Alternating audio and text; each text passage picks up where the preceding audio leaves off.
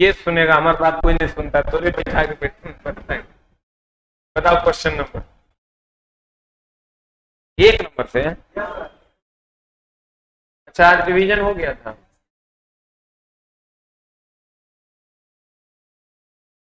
आराम से आधा घंटा पढ़ा रहे।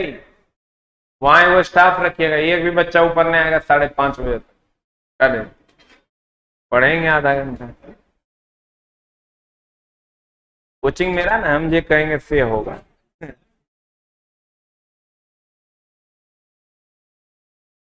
आओ प्यारे बच्चों, पढ़ाई करते हैं। पहला क्वेश्चन है, बकहोल्ज रिले में माल फंक्शनिंग। माल फंक्शनिंग का मतलब होता है गड़बड़ी।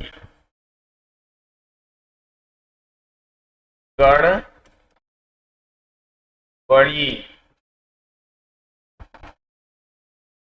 क्या है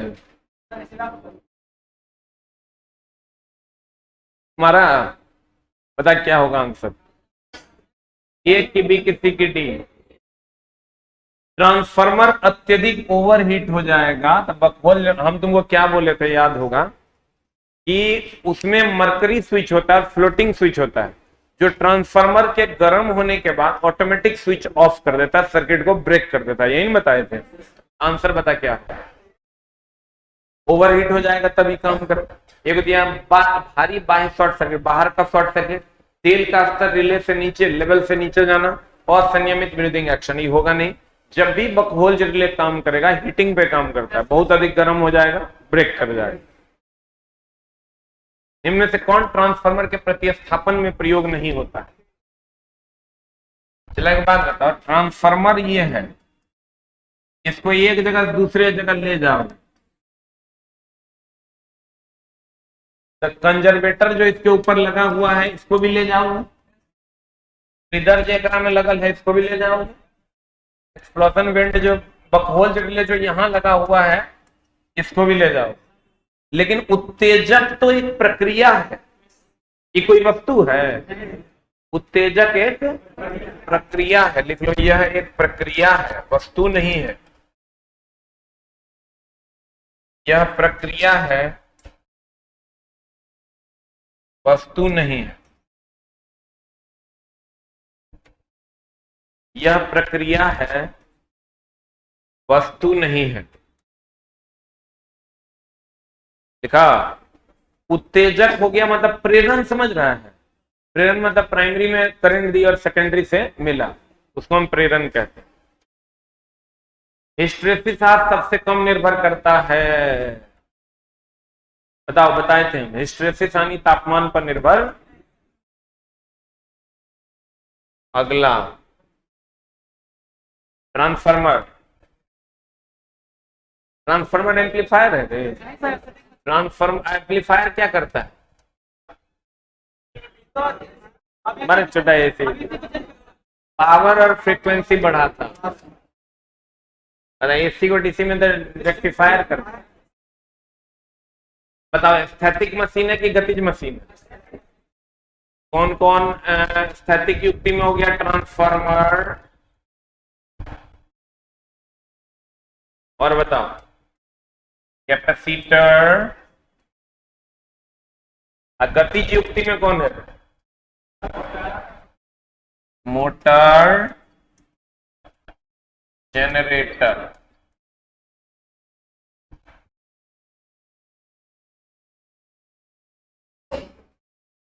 पढ़े? जो ट्रांसफार्मर इंड लुढ़काया उन्मुख इस्पात, सीआरजीओ, जिसको हम कोल्ड रोल्ड ग्रेन ओरिएंटेड पढ़ाए थे, भूल गया होगा? सीआरजीओ का लेमिनेशन किया हुआ रहता था। आधुनिक ट्रांसफार्मर में जो लेमिनेशन होता है वो किसका होता है? सीआरजीओ। किसी का ये गंदा सा हिंदी यहां दिया हुआ, कोल्ड रोल्ड ग्रेन ओरिएंटेड का उपयोग होता है जो जर्दी के क्षेत्र के रूप में लिया जाता है। जर्दी मतलब होता है ठंडी, ठंडी के क्षेत्र में लिया जाता है। बताओ क्या होगा? ए की बी की सी की डी। तो कोर से 15 से 25% बढ़ा होता। जितना कोर हम लोग यूज करते हैं ठंडा के क्षेत्र में, जो ट्रांसफार्मर यूज होता है उसमें 15 से 25% कोर बढ़ा दिया जाता है, ताकि गर्मी ठंडी के टाइम में वो बहुत ज्यादा गर्म होकर उसमें आग न लगे। तो इस सर याद रखना होगा, डेटा है वो कुछ खास नहीं। जब लोड सेकेंडरी वाइंडिंग से जोड़ा जाता है ट्रांसफार्मर में 0 वोल्टेज रेगुलेशन होगा, बता क्या होगा? जब कहता है लोड सेकेंडरी वाइंडिंग में जोड़ा जाता है ट्रांसफार्मर में 0 वोल्टेज रेगुलेशन,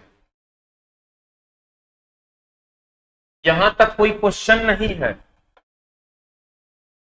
कहता है जब लोड सेकेंडरी वाइंडिंग में जोड़ा जाता है, जब जोड़ा जाता है, ओकर बात नहीं कर रहा है, कह रहा है ट्रांसफार्मर में 0 वोल्टेज रेगुलेशन। तो 0 वोल्टेज रेगुलेशन तब ना होगा जब कोई लोड नहीं होगा, कोई लोड नहीं होगा तो 0 वोल्टेज रेगुलेशन। आंसर बता। Step up transformer, step up ऐसा होता है, ये सेकेंडरी की प्राइमरी हो गया द्वितीय। आई पता क्या हो, N S I N P, N S बड़ा होगा एन पी छोटा होगा। सेकेंडरी में फेरों की संख्या ज्यादा, आप प्राइमरी में। आंसर बता, डाउट होगा तो हमसे पूछ लेना, ठीक ना, मार दे। अब प्राइमरी में, प्राइमरी में स्टेप डाउन में क्या होगा?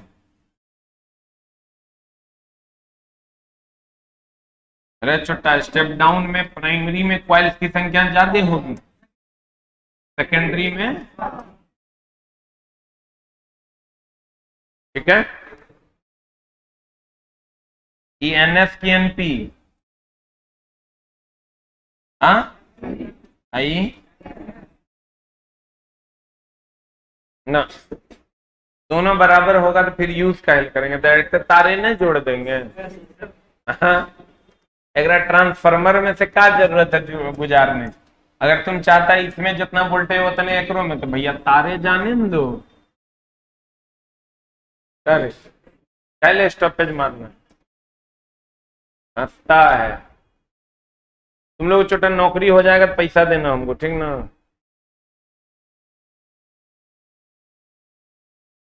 एक के ट्रां हाँ कर सकते हैं, हाँ काहे नहीं कर सकते, एकदम कर सकते हैं। ट्रांसफार्मर को ईडी करंट 6 से रक्षित होने हेतु क्रोड को डैश से बनाया जाता है। कहता है ट्रांसफार्मर को ईडी करंट 6 से रक्षित करने हेतु क्रोड को डैश से बनाया जाता है, सॉफ्ट आयरन का बनाया जाता है या सिलिकॉन इस्पात का बनाया जाता है।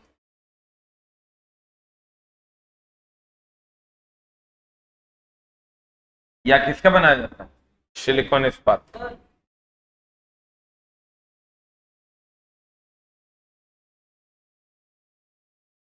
वो अपवाद है, आइडियल केस है, समझे। अगला, ट्रांसफार्मर यदि अधिक दक्षता पर कार्य कर रहा हो, उसकी लौह क्षति इतना वाट हो, तो उसकी ताम्र क्षति कितनी? हम बोले थे कि भैया आयरन लॉस जो है वो कॉपर लॉस के बराबर होगा, तो क्षमता क्या होगा? क्षमता अधिकतम होगा। क्षमता क्या होगा मेरे दोस्त? अधिक। आंसर बता क्या होगा?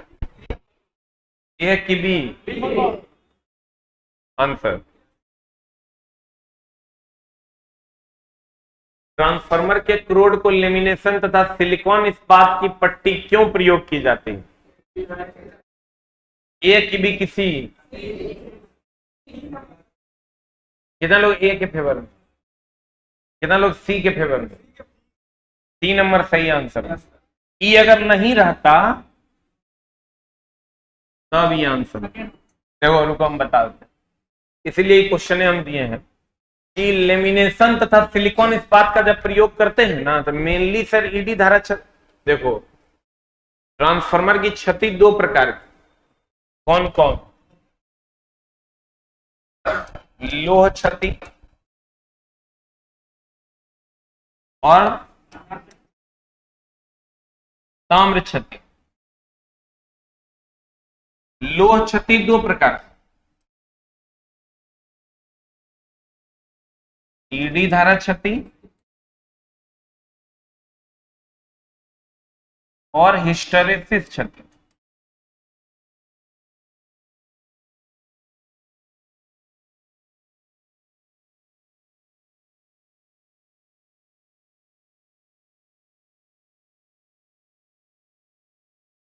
अब देखो, इक्रोड में होता है कि क्वाइल में होता है? आइए देखो, बात बताओ, क्रोड को जब लेमिनेटेड कर देंगे तो लोह क्षति का मान कम होगा। लोह क्षति में दोनों ना आता है। वो अलग बात है कि इसको सर हिस्ट्री के कारण यह क्षति और ये गर्मी के कारण क्षति, लेकिन होता तो क्रोड में लोह क्षति होता है। बोलो न रे, अगर ये दोनों ऑप्शन साथ में रहे तो ये मारेंगे, और नहीं रहे तब कौन मारेंगे? ईडी धारा क्षति में। इसलिए यहां आंसर होगा सी नंबर। नहीं रहेगा तब क्या मारना? अगला, किसी ट्रांसफार्मर के प्रत्येक कुंडलन, प्रत्येक वाइंडिंग में उत्पन्न विवाबल निर्भर करता है। बता किस पर निर्भर करता है? हेलो हेलो, क्लास में। किसी ट्रांसफार्मर का प्रत्येक कुंडली में उत्पन्न विवाबल निर्भर करता है। हम आपको बोले थे सर, E बराबर 4.44 पाई, याद है? देखिए आंसर बताइए, ए की बी की सी की डी। हाँ, ए नंबर, डी फॉर डॉग। देखो आंसर आ रहा है। आवृत्ति, लपेटों की संख्या, अधिकतम चुंबकीय फ्लक्स। देखो ना, आवृत्ति, लपेटों की संख्या, अधिकतम चुंबकीय फ्लक्स, यही तीनों पर निर्भर करता है। आंसर बोलो रे, बोलवे नहीं करेगा। क्वेश्चन के हिसाब से थ्योरी बना हुआ, तुम लोगों को मजाक लगता है? हंसा रे, गांड फट जाता है अगर ऐसा नहीं करते तो।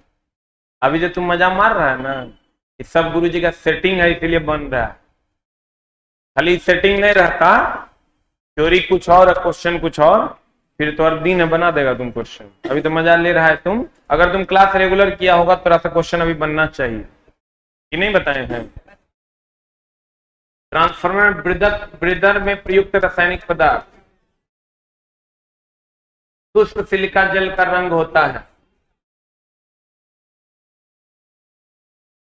नीला ना, जब बर्बाद हो जाता है तब गुलाबी। अल्कोहल रिले का प्रयोग तेल शीतलित में, बोलो रे, बता। तेरी नजर में तो क्या कर दिया। ए नंबर का खाली ऑप्शन निकाल लो तो आंसर मिल जाएगा। बकहोल रिले, यह एक स्वचालित सर्किट ब्रेकर। ए का हो गया 4, 3 नंबर आंसर है। बी है, ठीक कैसे बोल दिया? खत्म कहानी, और पढ़ने का जरूरत नहीं। आगे बढ़े।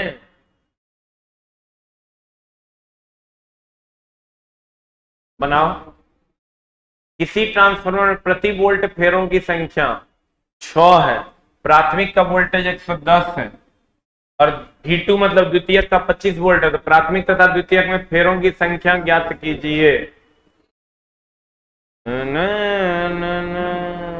सर फट जाएगा, बना दो तो मरद बुझ ले, बड़ा मैथ के नाना बनता है।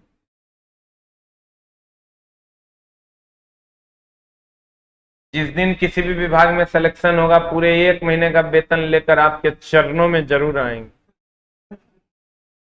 तो मिठाई लेकर देवे नहीं करता है, चला ड्राइवर ITI वाला बच्चा मेरा बहुत मदद किया, इसलिए इसको हम तो ऐसे मजाक में बोल देते हैं। ITI वाला बच्चा 4.5 लाख रुपया चंदा करके हमको भेजा। हाँ, ITI वाला का नहीं, ITI वाला बच्चा ठीक होता है। हम जो छोड़े थे वहां, तो मेरा एक ग्रुप है, तुम लोग को बताए हूँ, 4.5 लाख रुपीज वो लोग भेजा और सबका पैसा हम रिटर्न कर दिए, किसी का रखे नहीं। A to Z बच्चा का पैसा रिफंड कर दिए, सबका एक एक बच्चा का पैसा खोज खोज के रिटर्न। लेकिन दिया बेचारा सब, हम मांगे नहीं थे, ऐसा मत समझना कि मांग लिए थे, वो लोग अपने में चंदा कलेक्शन करके भेजा था। और अभी भी आता है चलवा सब, तो बहुत रिस्पेक्ट। सबसे ज्यादा हमको मजा, सही सच पूछो तो रिस्पेक्ट अगर कोई देता है ना, तो ये वाला बच्चा होता है। अगर जॉब लग जाता है, ठीक से जॉब लगवे करेगा, तो वो जो आता है ग्रुप डी वाला, माँ कसम ओकरा में 20% को जॉब लगना है, 80% गाड़ी आइए के घर जाएगा। एकरा में 80% को जॉब लगना है, 10 से 20% बचे। एकरा में हमारे ज्यादा काम होता है। एक बार ड्राइवर का और वैकेंसी आने दो, एकदम सब गिला शिकवा जते घात होश है सब दूर हो जाए। देखो, किसी ट्रांसफार्मर में प्रति वोल्ट फेरों की संख्या कितनी है? 6 है। प्रति वोल्ट फेरों की संख्या 6 है। टोटल कितना वोल्ट है? तो फेरों की संख्या इसमें बताओ। वोल्टेज ऑफ प्राइमरी हो गया 110 वोल्ट, प्रति वोल्ट फेरों की संख्या 6 है, 110 वोल्ट, 660 प्रति वोल्ट फेरों की संख्या, हाँ 6, 160 वोल्ट है। बोलो ना जी, कितना हो जाएगा? 660। सेकेंडरी यानी V2 का वोल्टेज दे दिया है, कह रहा है तो द्वितीयक में फेर बर्तन की संख्या मतलब फेरों की संख्या नहीं निकलेगा। कैसे फॉर्मूला याद है? NS/NP बराबर VS/VP बराबर IP/IS। याद है रे? फेरों की संख्या और वोल्टेज का रिलेशन लगा दो, आंसर प्राप्त कर लो। कितना आएगा बता? NS/NP is equal to VS/VP। NS दिया हुआ है तुमको, निकालना है। NP है तुम्हारा 660, अब VS है 25, अब VP है 110। सॉल्व कर लो, आंसर आ जाए। कितना?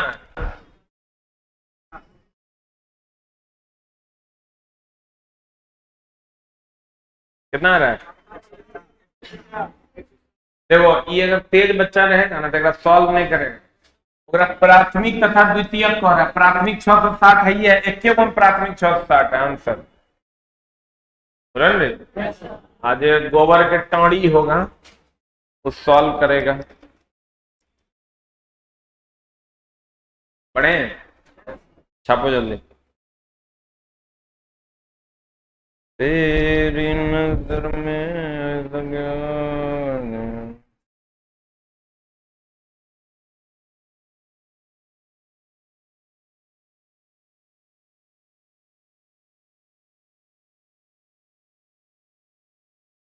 हो गया नहीं?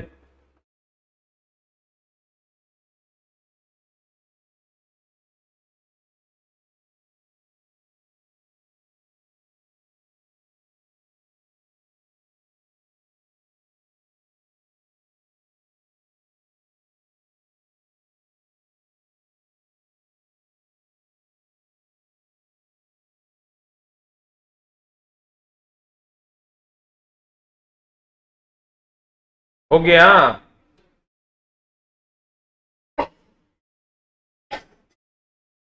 अगला हम चले, बताओ आंसर। परिणामित्र के लिए सही है। अरे बाप रे, स्थैतिक की विद्युत स्थैतिक। अरे तो आधार कार्ड पैन कार्ड बोले तो भेजा।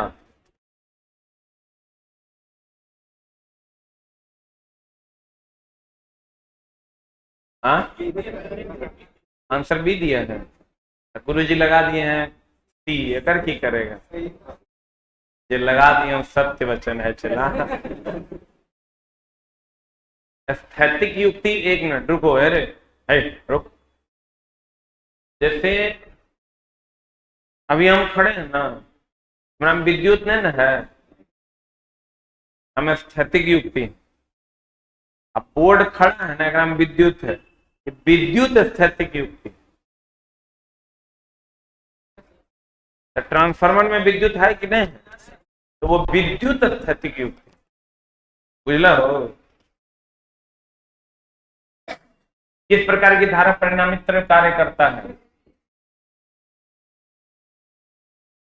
कौन सा सिद्धांत ट्रांसफार्मर के कार्य करने के लिए उत्तरदायी है। एक भी किसी ईमान दें, विद्युत चुंबकीय प्रेरण में ही दोनों ना भाग है। पारस्परिक का मतलब होता है म्यूचुअल, स्वतः का मतलब हो गया सेल्फ। विद्युत चुंबक, फैराडे के विद्युत चुंबकीय प्रेरण के नियम का ही ना दो भाग है। बोलवे नहीं करेंगे, बाप को मार देंगे आंसर। ई नहीं रहता तब आंसर की हो, बोले तो म्यूचुअल हो। ई नहीं रहता तब आंसर क्या हो जाता है, ई नहीं रहता, ई सेकंड आंसर होता, ई हो जाता फर्स्ट आंसर, ई होगा फर्स्ट आंसर। क्यों? क्योंकि विद्युत चुंबकीय प्रेरण दो प्रकार का होता है, एक तो अन्योन्य प्रेरण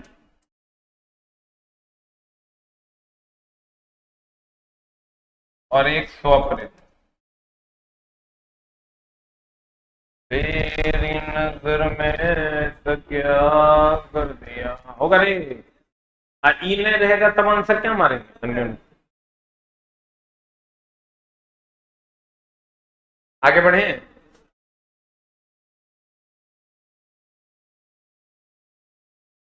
किस प्रकार का वोल्टता को ट्रांसफार्मर परिवर्तित करता है, उच्च को निम्न करता है, निम्न को उच्च करता है। क्या होगा अगर ट्रांसफार्मर को डीसी दे देंगे, किस राशि को ट्रांसफार्मर नहीं बदलता, वोल्टेज बदलता ना, धारा भी बदलता। ट्रांसफार्मर के प्राथमिक वाइंडिंग स्रोत से द्वितीयक वाइंडिंग नहीं पढ़े जनाब, बहुत अच्छे ट्रांसफार्मर की दक्षता। देखना सेटिंग क्वेश्चन का, सब ऑनलाइनर सेट है, पढ़ोगे सट सट बनेगा। 10 क्वेश्चन में दिक्कत हो सकता है, 10 से 12 क्वेश्चन हार्डली, बाकी 15 मान लेते हैं, लेकिन बाकी तो मान एकदम सटा सट बनेगा। एक उच्चायक ट्रांसफार्मर क्या है, आंसर बता। अरे उच्चायक मतलब स्टेप अप। तेरी नजर में तो क्या कर दिया, बता आंसर। सभी वाह, अरे वाह। जो वोल्टेज के मान को बढ़ाता है, सही है। जिसमें द्वितीय कुंडली में फेरों की संख्या प्राथमिक से अधिक होता है, सही है। जो करंट के मान को घटा देता, वोल्टेज बढ़ाएगा करंट घटाएगा। अगला, स्टेप डाउन ट्रांसफार्मर में द्वितीय कुंडली स्टेप डाउन है, सेकेंडरी है, प्राइमरी। द्वितीयक में फेरों की संख्या जो होगी प्राथमिक से कम ना होगा रे, स्टेप डाउन ना है। बता क्या, एक भी किसी में प्राथमिक कुंडली की अपेक्षा कम लपेटा हो, कम लपेटा होगा कौन धारा हो, कम लपेटा हो।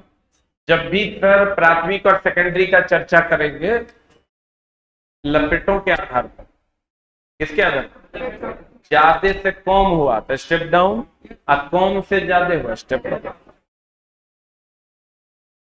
वह पदार्थ जो ट्रांसफार्मर फ्लूइड के निर्माण में सर्वाधिक प्रयोग होता है। इनमें से कौन एक ट्रांसफार्मर का प्रकार है? 4 type, cell type, very type, तीनों में। वह ट्रांसफार्मर क्या कहलाता है जिसकी प्राइमरी को उच्च वोल्टेज दी जाती है तथा सेकेंडरी से निम्न वोल्टेज ली जाती है, स्टेप डाउन। सही है।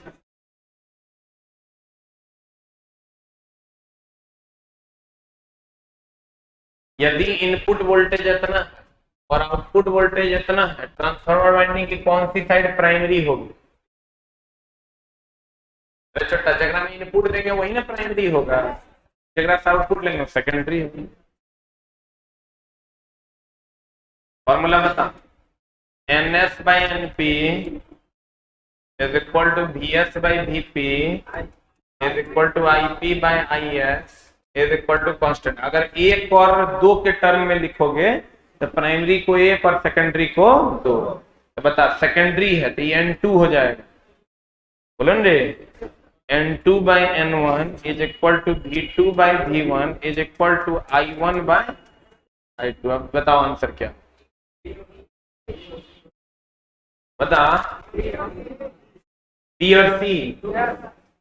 पक्का B। 2 by 1 होगा कि 1 by 2 होगा?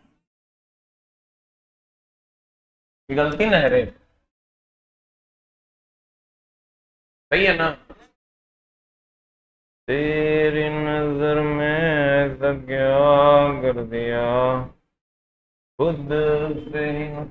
किस कारणवश प्राय सेल टाइप ट्रांसफार्मर प्रयोग होता है? सेल टाइप ऐसा भी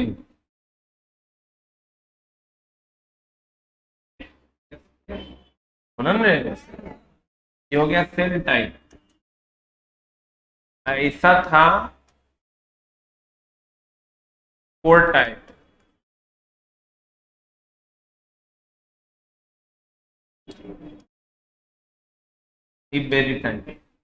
बता सेल टाइप किस कारणवश सेल टाइप प्रयोग किया जाता है? दिखने में सुंदर है, इसमें दो चुंबकीय पथ होते हैं, एक ये एक ये। इसका चुंबकीय फ्लक्स का क्षरण मतलब लॉस कम होता है क्योंकि उसी पे प्राइमरी होता है उसी पे सेकेंडरी होता है। पढ़ाई है बड़ा मेहनत से, धीरे धीरे बोलो ना।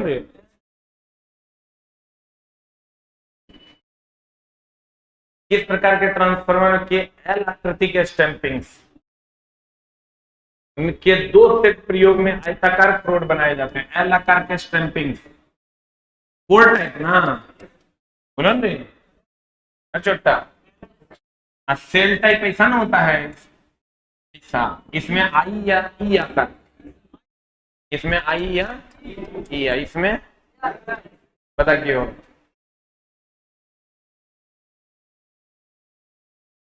एक भी किसी, ठीक है, बोलो ना रे। आज की कार्रवाई यहीं तक। नेक्स्ट क्लास संडे होगा, सैटरडे नहीं घर नहीं जा रहे। नेक्स्ट क्लास संडे होगा 4:30 बजे। सैटरडे वाली क्लास संडे को ही होगी।